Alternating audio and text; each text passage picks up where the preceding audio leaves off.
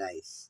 Bago ko kalasin itong papalitan kong gear sa sprocket sa timing chain gear, kailangan lalagay ko muna yan sa kanya-kanyang mga timing mark.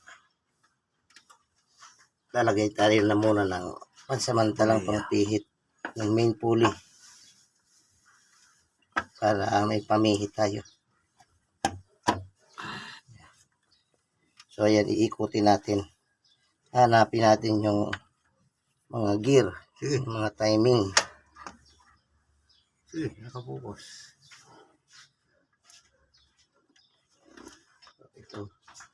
Ito kailangan tumapat ito dito sa timing niya.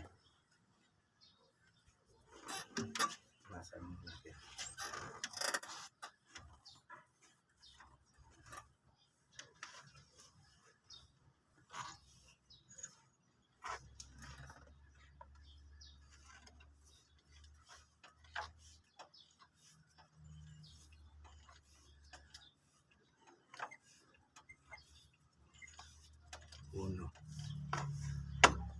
Para di ka mangawit. Push muna natin.